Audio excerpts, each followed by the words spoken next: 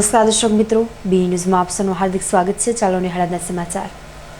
ભાવનગરના હાદાનગર સર્વોદય સોસાયટી 2માં પાણીને પ્રશ્નને લઈને લોકો આકરા પાણીએ છેલ્લા 6 માસથી પાણીની સમસ્યા સર્જાતી હોય સ્થાનિક લોકો દ્વારા અનેક જગ્યાઓ પર રજૂઆત કરવા છતાં પીવાનું પાણી ન મળતા સ્થાનિક લોકોમાં રોષ જોવા મળ્યો હતો અને આગામી સમયમાં મહાનગરપાલિકાની ચૂંટણીમાં મત માંગવા આવનાર ઉમેદવારે પ્રથમ પાણી પ્રશ્ન હલ કરવો પડશે, બાદમાં જ મત આપશે તેવી ચીમકી પણ સ્થાનિક લોકો દ્વારા ઉચ્ચારી હતી। ભાવનગર મહાનગરપાલિકાના ચૂંટાયેલ હોદ્દેદારોની ટર્મ પૂરી થવાની સાથે જ ભાવનગર શહેરીજનો પરેશાન થવા લાગ્યા હોય તેમ અનેક વિસ્તારોમાં અનેક ફરિયાદો ઉઠી રહી છે। ભાવનગર શહેરના હાદાનગર વિસ્તારમાં આવેલ સર્વોદય સોસાયટી 2માં રહીશોને છેલ્લા 6 મહિનાથી પાણી મળ્યું ન હોવાની ફરિયાદ ઉઠી હતી।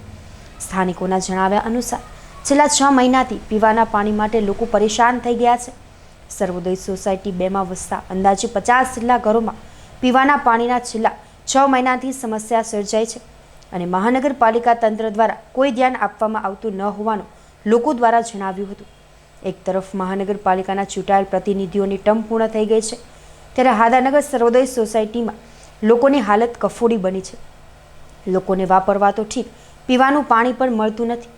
જ્યારે મહાનગરપાલિકાના પદાધિકારીઓ હતા ત્યારે પણ અહીંના લોકોને પીવાના પાણીની સમસ્યાને લઈને હેરાન થઈ ગયા હતા અને ત્યાંના લોકોના પ્રતિનિધિ દ્વારા પણ સાંભળવામાં આવતું ન હતું અને પીવાના પાણીની સમસ્યા યથાવત હતી। ત્યારે હવે તો મહાનગરપાલિકાનો તમામ કાર્યભાર વહીવટીતંત્ર પાસે આવ્યો છે, ત્યારે અહીંના લોકોને પીવાના પાણીની સમસ્યા છે તે અંગે સ્થાનિકો પણ મુશ્કેલીમાં મુકાયા છે। હાલ સ્થાનિકોએ 2 થી 5 કિલોમીટર દૂર સુધી પાણી ભરવા જવું પડે છે અને કોરોના મહામારીને લઈને આજુબાજુના લોકો પણ પાણી ભરવા ન દેતા હોવાનું સ્થાનિકો દ્વારા જણાવવામાં આવ્યું હતું।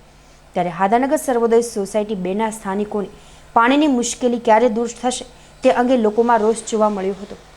અહીંયા પાણી આવતું નથી, શિયાળામાં પાણી નથી આપતા તો ઉનાળામાં તો અમને ક્યાંથી પાણી આપે ને કોરોનાના લીધે આમાં બહાર ન જવું હોય તોય પાણી માટે જવું પડે, ઘરેથી પાણી ભરવું પડે તો ઘરે કેટલાક દિવસ ઘરેથી પાણી ભરશું, પછી બધાના ઘરે પાણી ખાલી થઈ જાય અને બીજાના ઘરે તે પાણી હોય તો ભરવી ને, એના ઘરે ખાલી થઈ જાય તો પાણી ક્યાં લેવા જવું? અમારે ટાંકાઈ કેટલાક ન ખાવા, પાણી આપતા જ નથી। ઓફિસે જઈ આવ્યા, રજૂઆત કરી પણ પાણી નથી આપતા।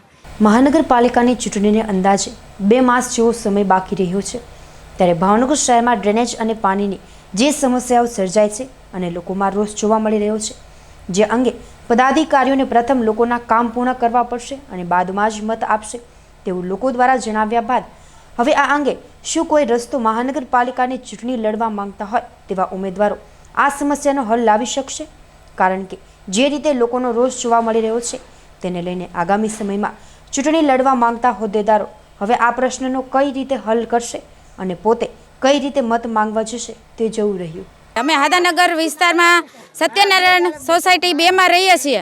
અમે ઓફિસે જઈએ આવ્યા પાણી હાટું, 2 મહિનાથી અમે પાણી હાટું હેરાન થઈ જઈએ। જો શિયાળામાં આ તકલીફ હોય તો ઉનાળામાં મારું શું થાય? અત્યારે તો તોય ઓછા પાણીમાં હાલો અમે ચલવી લેવી, પણ ઉનાળામાં શું કરવાનું? કોઈના ઘરે પાણી ભરવા જાવી, કોઈના ઘરે હોય પાણી આવતું હોય તો અમને ભરવા દે, પાણી ભરવા ક્યાં જવું? અમે ઓફિસે ગયા તો એને એમ કીધું કે કોરોનાના હિસાબે તમે એટલા બધા ન આવો, પણ તો અમે 1 જણ જાવી તો એમ કે તમે 1 જણ કેમ આવો છો, બીજા કોઈ નથી?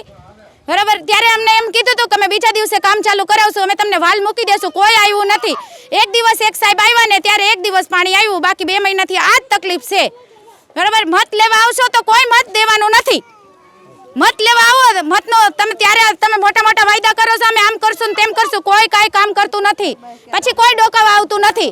એટલે આ વખતે મહેરબાની કરીને મત લેવા કોઈ આવશો નહીં।